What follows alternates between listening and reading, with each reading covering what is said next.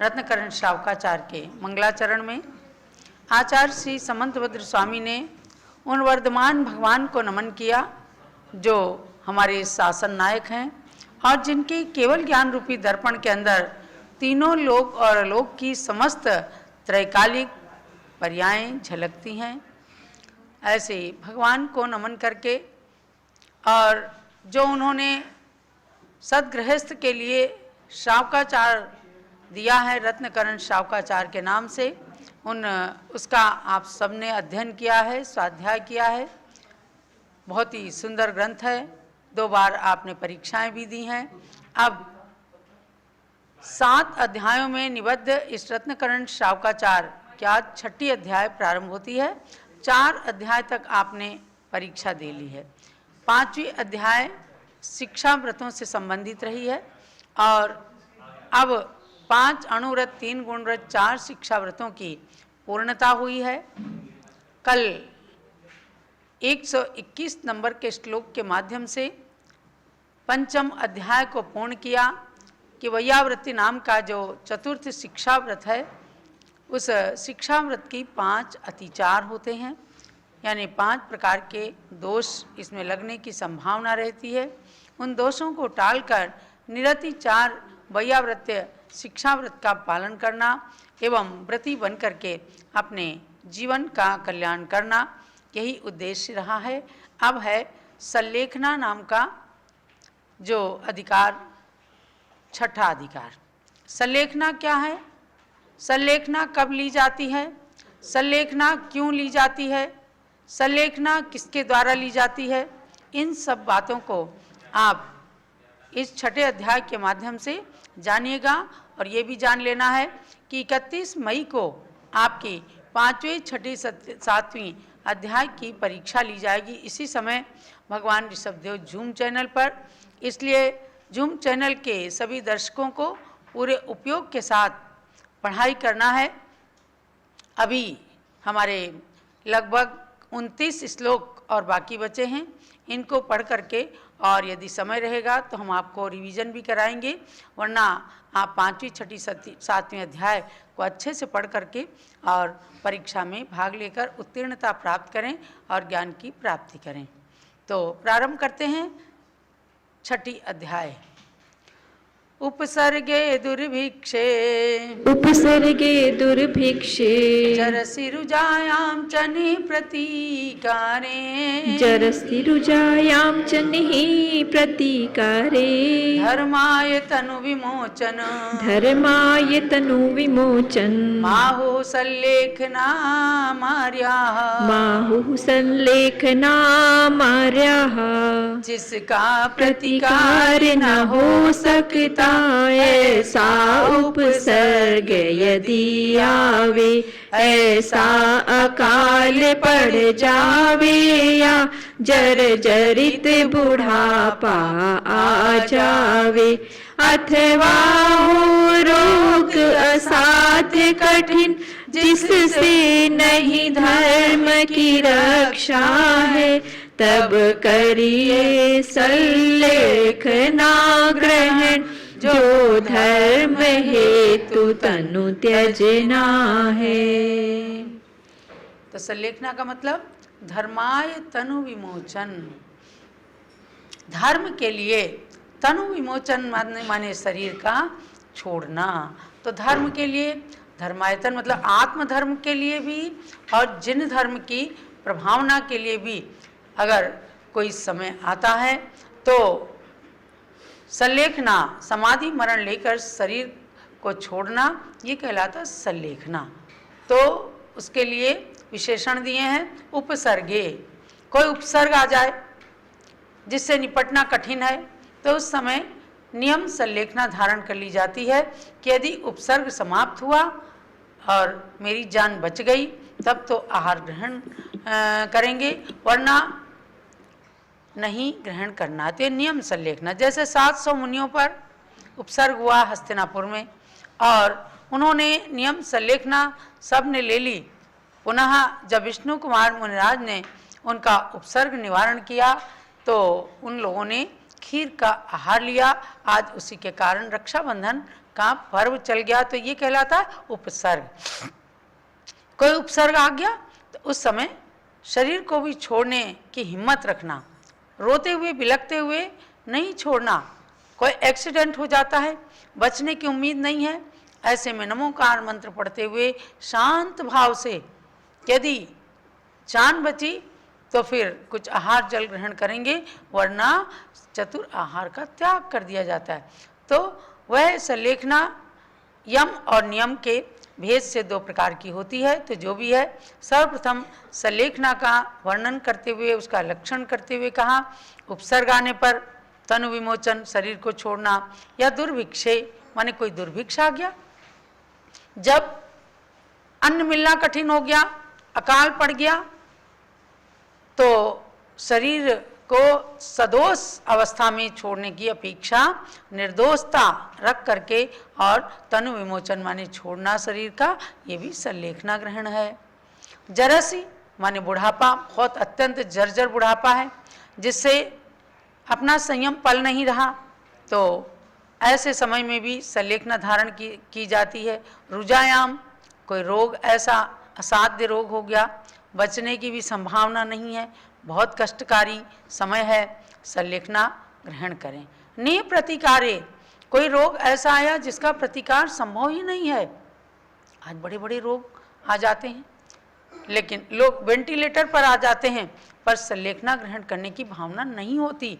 तो श्रावकाचार पढ़ने का फल यही है कि आप अपने स्वयं की या घर में किसी की भी ऐसी स्थितियां आ जाएं तो एक बार हिम्मत करके और संलेखना को ग्रहण करा करके इस भाव, इस लोक और परलोक की रक्षा करना और अच्छी उत्तम गति को प्राप्त करना और दूसरों को भी करने की अनुमोदना करना, ये कहलाता है संलेखना। धर्माय तनु विमोचन, और धर्म के लिए यानी धर्मायतन पर किसी प्रकार का कोई संकट आ जाए तो उसके लिए भी संलेखना धारण करने की बात कही गई। ऐसे में शरीर को छोड़ने की, इसको कहते हैं माहु संलेखना आर्याः। आर्याः मतलब गणधर देवादिक ने, भगवान की वाणी के अनुसार हमारे पूर्वाचार्यों ने इसी को धर्माय तनु विमोचनम संलेखनाम आहुः, इसको ही धर्म के लिए शरीर को छोड़ने की प्रक्रिया को संलेखना नाम से कहा है। अर्थात जिसको किसी उपाय से दूर नहीं किया जा सकता, ऐसा उपसर्ग यदि आ जावे, ऐसा अकाल पड़ जावे, कोई जर्जरित बुढ़ापा आ जाए या कठिन असाध्य रोग आ जावे, ऐसे समय में धर्म की रक्षा के लिए, आत्मरक्षा के लिए जो शरीर का त्याग किया जाता है उसको कहते हैं संलेखना। आपको जानना यह है कि 12 व्रतों में आचार्य समंतभद्र स्वामी ने संलेखना को नहीं लिया है। मैंने पहले ही शुरू में आपको 3 गुण व्रत और 4 शिक्षा व्रतों के डिटेल में विस्तार में बताया था। गौतम गणधर स्वामी, कुंद आचार्य, इन लोगों ने 4 शिक्षा व्रत में संलेखना को लिया है, लेकिन समंतभद्र स्वामी ने इस श्रावकाचार के अंदर संलेखना को अलग से लिया और 5 अणुव्रत, 3 गुणव्रत, 4 शिक्षा व्रत रूप 12 व्रतों को अलग लिया है। अब संलेखना की आवश्यकता क्यों पड़ती है इसके बारे में बताते हैं। अंतःक्रियाधिकरणम तपः फलं सकलदर्शिनः स्तुवते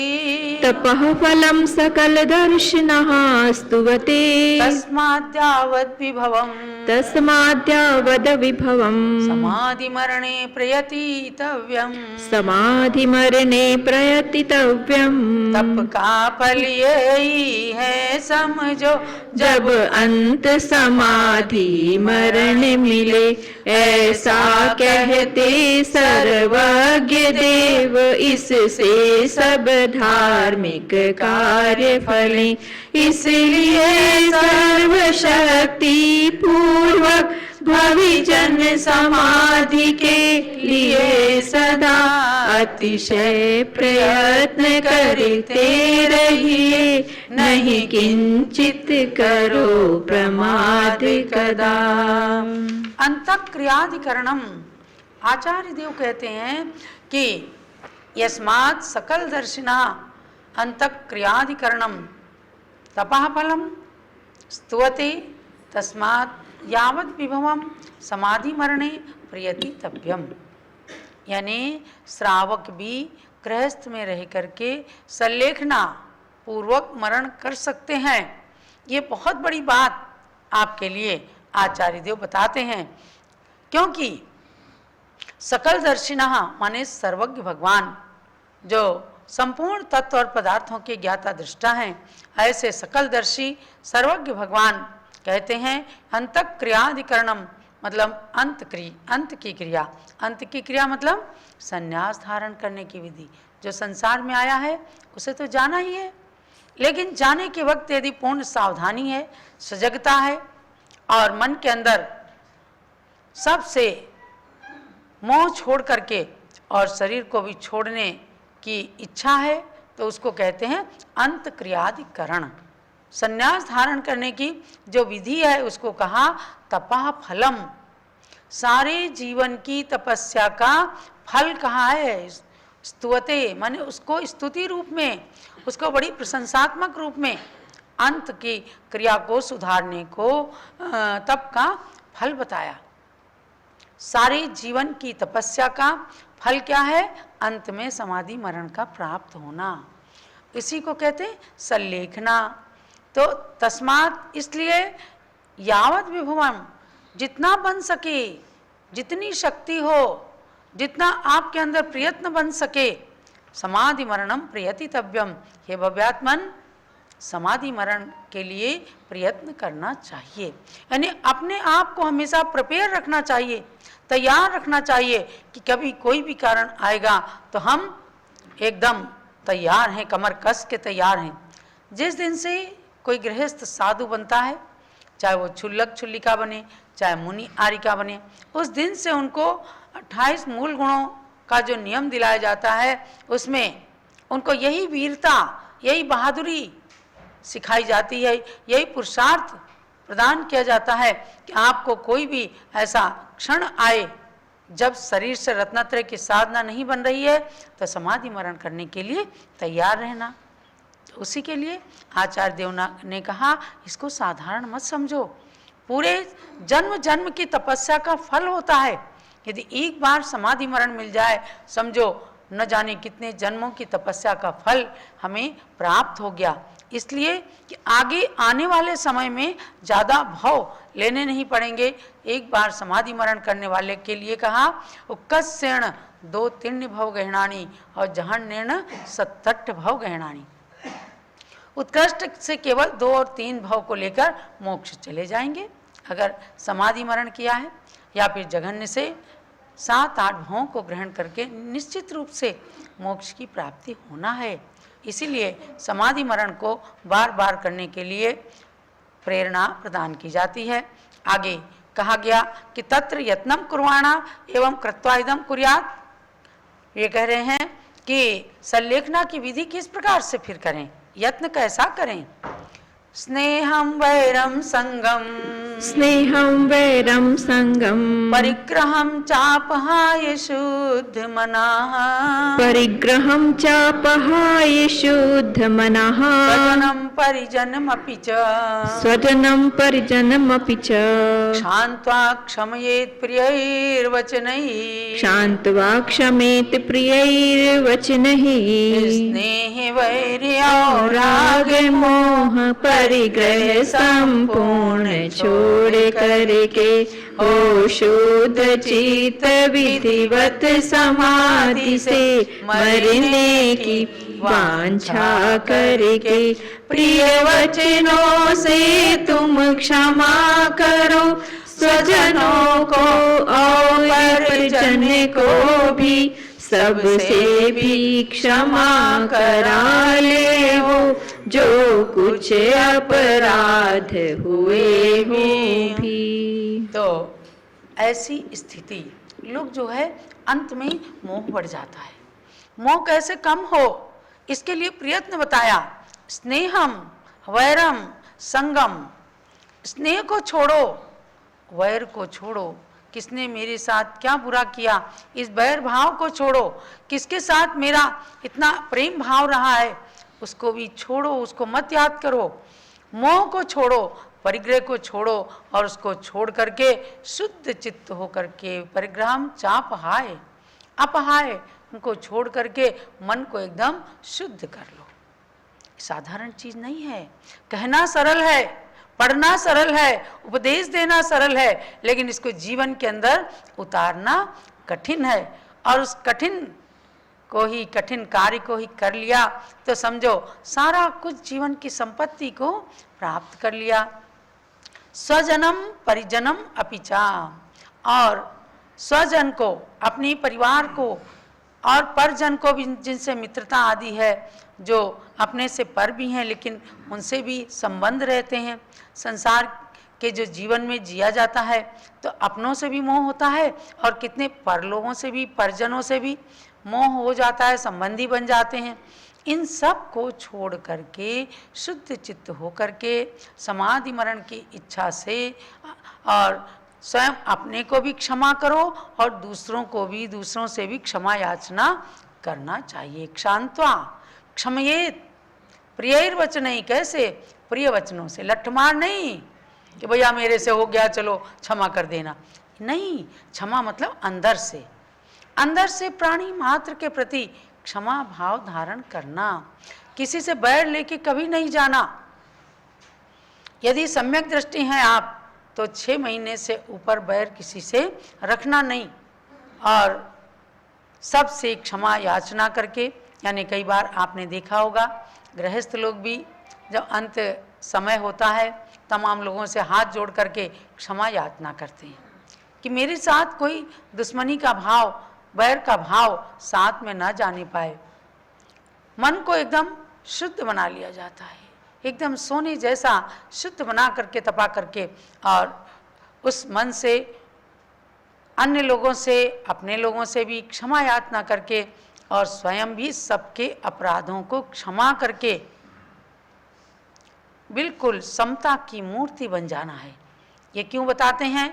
बार बार पुरुषार्थ करने से ऐसी स्थितियां आती हैं, और साधु जनों को जब वो सल्लेखना धारण कर लेते हैं विधिवत, उत्तमार्थ प्रतिक्रमण करके संघ के सभी लोगों से क्षमा याचना करते हैं, जिन गृहस्थियों से अपना संबंध रहा है उन सब के प्रति भी हमने कितने साधुओं को देखा है कि आपस में क्षमा याचना करके अवैरम मध्यम न केणवी, मेरा किसी के प्रति भी बैर भाव नहीं है। ये विधि बताइए समाधि मरण की विधि, कि आप ऐसी समाधि को ग्रहण करके और मन को बिल्कुल शुद्ध, नरम, सरल बना करके, ऋजु गुण से समन्वित करके और अपनी आत्मा को मोक्ष मार्ग की ओर ले चलने के लिए तैयार कर लें। तो ये सल्लेखना की विधि बताई गई है। ऐसे अभी और आगे इस अध्याय के अंदर समाधि के बारे में, सल्लेखना के बारे में आप पढ़ते रहिए। इनसे बड़ी शिक्षाएं मिलती हैं कि अपने जीवन में कभी भी कोई भी विषम परिस्थिति आए तो आचार्य देव के इन वचनों को स्मरण कर करके और अपने भावों को शुद्ध बनाया जाए, ताकि जो परिस्थिति आई हैं वो सहन करने की अपने अंदर क्षमता आ जाए। इस प्रकार से आज के रत्नकरण शावकाचार्य के स्वाध्याय का यही सार समझना कि व्रतों का पालन करते हुए व्रतों के फल स्वरूप जीवन के अंत समय में सल्लेखना को धारण करने का पुरुषार्थ अपने अंदर जागृत हो। माता जी की जय।